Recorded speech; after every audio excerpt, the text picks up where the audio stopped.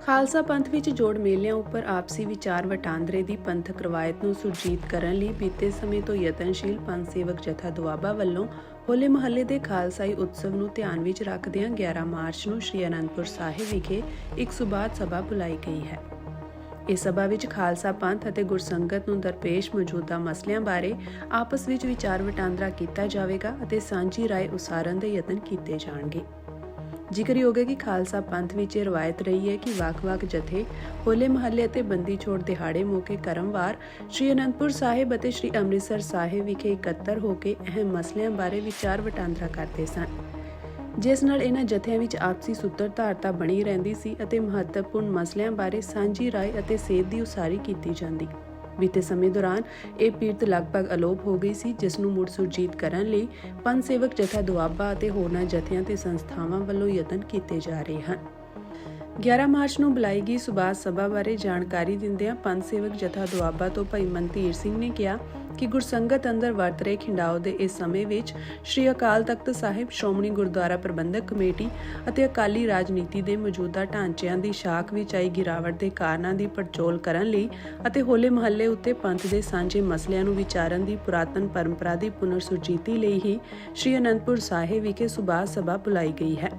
ਪੰਥ ਸੇਵਕ ਜਥਾ ਦੁਆਬਾ ਨੇ ਖਾਲਸਾ ਪੰਥ ਤੇ ਗੁਰਸੰਗਤ ਦੀ ਸੇਵਾ ਵਿੱਚ ਵਿਚਰ ਰਹੇ ਜਥਿਆਂ, ਸੰਪਰਦਾਵਾਂ, ਸੰਸਥਾਵਾਂ ਅਤੇ ਸ਼ਖਸੀਅਤਾਂ ਨੂੰ ਇਸ ਸੁਬਾਤ ਸਭਾ ਵਿੱਚ ਸ਼ਮੂਲੀਅਤ ਦਾ ਸੱਦਾ ਦਿੱਤਾ ਹੈ। ਖਾਲਸਾ ਪੰਥ ਵਿੱਚ ਜੋੜ ਮੇਲਿਆਂ ਉੱਪਰ ਆਪਸੀ ਵਿਚਾਰ ਵਟਾਂਦਰੇ ਦੀ ਪੰਥਕ ਰਵਾਇਤ ਨੂੰ ਸੁਰਜੀਤ ਕਰਨ ਲਈ ਬੀਤੇ ਸਮੇਂ ਤੋਂ ਯਤਨਸ਼ੀਲ ਪੰਥ ਸੇਵਕ ਜਥਾ ਦੁਆਬਾ ਵੱਲੋਂ ਹੋਲੇ ਮਹੱਲੇ ਦੇ ਖਾਲਸਾਈ ਉਤਸਵ ਨੂੰ ਧਿਆਨ ਵਿੱਚ ਰੱਖਦਿਆਂ 11 ਮਾਰਚ ਨੂੰ ਸ੍ਰੀ ਅਨੰਦਪੁਰ ਸਾਹਿਬ ਵਿਖੇ ਇੱਕ ਸੁਬਾਤ ਸਭਾ ਬੁਲਾਈ ਗਈ ਹੈ। ਇਸ ਸਭਾ ਵਿੱਚ ਖਾਲਸਾ ਪੰਥ ਅਤੇ ਗੁਰਸੰਗਤ ਨੂੰ ਦਰਪੇਸ਼ ਮੌਜੂਦਾ ਮਸਲਿਆਂ ਬਾਰੇ ਆਪਸ ਵਿੱਚ ਵਿਚਾਰ ਵਟਾਂਦਰਾ ਕੀਤਾ ਜਾਵੇਗਾ ਅਤੇ ਸਾਂਝੀ ਰਾਏ ਉਸਾਰਨ ਦੇ ਯਤਨ ਕੀਤੇ ਜਾਣਗੇ। ਜ਼ਿਕਰਯੋਗ ਹੈ ਕਿ ਖਾਲਸਾ ਪੰਥ ਵਿੱਚ ਇਹ ਰਵਾਇਤ ਰਹੀ ਹੈ ਕਿ ਵੱਖ-ਵੱਖ ਜਥੇ ਹੋਲੇ ਮਹੱਲੇ ਅਤੇ ਬੰਦੀ ਛੋੜ ਦਿਹਾੜੇ ਮੌਕੇ ਕਰਮਵਾਰ ਸ੍ਰੀ ਅਨੰਦਪੁਰ ਸਾਹਿਬ ਅਤੇ ਸ੍ਰੀ ਅੰਮ੍ਰਿਤਸਰ ਸਾਹਿਬ ਵਿਖੇ ਇਕੱਤਰ ਹੋ ਕੇ ਅਹਿਮ ਮਸਲਿਆਂ ਬਾਰੇ ਵਿਚਾਰ ਵਟਾਂਦਰਾ ਕਰਦੇ ਸਨ, ਜਿਸ ਨਾਲ ਇਹਨਾਂ ਜਥਿਆਂ ਵਿੱਚ ਆਪਸੀ ਸੂਤਰਧਾਰਤਾ ਬਣੀ ਰਹਿੰਦੀ ਸੀ ਅਤੇ ਮਹੱਤਵਪੂਰਨ ਮਸਲਿਆਂ ਬਾਰੇ ਸਾਂਝੀ ਰਾਏ ਅਤੇ ਸੇਧ ਦੀ ਉਸਾਰੀ ਕੀਤੀ ਜਾਂਦੀ। ਬੀਤੇ ਸਮੇਂ ਦੌਰਾਨ ਇਹ ਪੀੜਤ ਲਗਭਗ ਅਲੋਪ ਹੋ ਗਈ ਸੀ, ਜਿਸ ਨੂੰ ਮੁੜ ਸੁਰਜੀਤ ਕਰਨ ਲਈ ਪੰਥ ਸੇਵਕ ਜਥਾ ਦੁਆਬਾ ਅਤੇ ਹੋਰਨਾਂ ਜਥਿਆਂ ਤੇ ਸੰਸਥਾਵਾਂ ਵੱਲੋਂ ਯਤਨ ਕੀਤੇ ਜਾ ਰਹੇ ਹਨ। 11 ਮਾਰਚ ਨੂੰ ਬੁਲਾਈ ਗਈ ਸੁਬਾਤ ਸਭਾ ਬਾਰੇ ਜਾਣਕਾਰੀ ਦਿੰਦਿਆਂ ਪੰਥ ਸੇਵਕ ਜਥਾ ਦੁਆਬਾ ਤੋਂ ਭਾਈ ਮਨਧੀਰ ਸਿੰਘ ਨੇ ਕਿਹਾ ਕਿ ਗੁਰਸੰਗਤ ਅੰਦਰ ਵਰਤ ਰਹੇ ਖਿੰਡਾਓ ਦੇ ਇਸ ਸਮੇਂ ਵਿੱਚ ਸ੍ਰੀ ਅਕਾਲ ਤਖਤ ਸਾਹਿਬ, ਸ਼੍ਰੋਮਣੀ ਗੁਰਦੁਆਰਾ ਪ੍ਰਬੰਧਕ ਕਮੇਟੀ ਅਤੇ ਅਕਾਲੀ ਰਾਜਨੀਤੀ ਦੇ ਮੌਜੂਦਾ ਢਾਂਚਿਆਂ ਦੀ ਸ਼ਾਖ ਵਿੱਚ ਆਈ ਗਿਰਾਵਟ ਦੇ ਕਾਰਨਾਂ ਦੀ ਪੜਚੋਲ ਕਰਨ ਲਈ ਅਤੇ ਹੋਲੇ ਮਹੱਲੇ ਉੱਤੇ ਪੰਥ ਦੇ ਸਾਂਝੇ ਮਸਲਿਆਂ ਨੂੰ ਵਿਚਾਰਨ ਦੀ ਪੁਰਾਤਨ ਪਰੰਪਰਾ ਦੀ ਪੁਨਰ ਸੁਰਜੀਤੀ ਲਈ ਹੀ ਸ੍ਰੀ ਅਨੰਦਪੁਰ ਸਾਹਿਬ ਵਿਖੇ ਸੁਬਾਤ ਸਭਾ ਬੁਲਾਈ ਗਈ ਹੈ।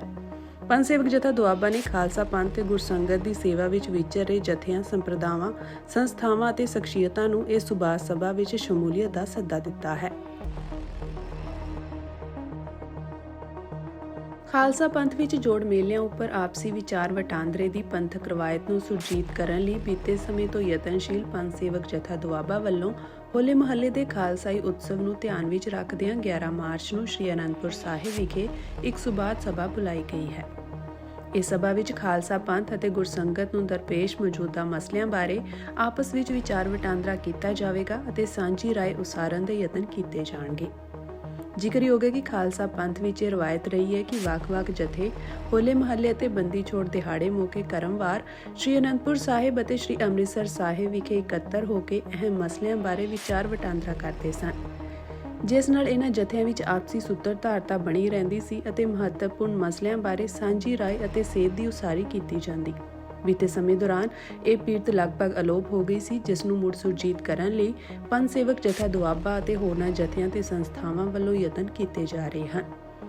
11 ਮਾਰਚ ਨੂੰ ਬੁਲਾਈ ਗਈ ਸੁਬਾਤ ਸਭਾ ਬਾਰੇ ਜਾਣਕਾਰੀ ਦਿੰਦਿਆਂ ਪੰਥ ਸੇਵਕ ਜਥਾ ਦੁਆਬਾ ਤੋਂ ਭਾਈ ਮਨਧੀਰ ਸਿੰਘ ਨੇ ਕਿਹਾ ਕਿ ਗੁਰਸੰਗਤ ਅੰਦਰ ਵਰਤ ਰਹੇ ਖਿੰਡਾਓ ਦੇ ਇਸ ਸਮੇਂ ਵਿੱਚ ਸ੍ਰੀ ਅਕਾਲ ਤਖਤ ਸਾਹਿਬ, ਸ਼੍ਰੋਮਣੀ ਗੁਰਦੁਆਰਾ ਪ੍ਰਬੰਧਕ ਕਮੇਟੀ ਅਤੇ ਅਕਾਲੀ ਰਾਜਨੀਤੀ ਦੇ ਮੌਜੂਦਾ ਢਾਂਚਿਆਂ ਦੀ ਸ਼ਾਖ ਵਿੱਚ ਆਈ ਗਿਰਾਵਟ ਦੇ ਕਾਰਨਾਂ ਦੀ ਪੜਚੋਲ ਕਰਨ ਲਈ ਅਤੇ ਹੋਲੇ ਮਹੱਲੇ ਉੱਤੇ ਪੰਥ ਦੇ ਸਾਂਝੇ ਮਸਲਿਆਂ ਨੂੰ ਵਿਚਾਰਨ ਦੀ ਪੁਰਾਤਨ ਪਰੰਪਰਾ ਦੀ ਪੁਨਰ ਸੁਰਜੀਤੀ ਲਈ ਹੀ ਸ੍ਰੀ ਅਨੰਦਪੁਰ ਸਾਹਿਬ ਵਿਖੇ ਸੁਬਾਤ ਸਭਾ ਬੁਲਾਈ ਗਈ ਹੈ।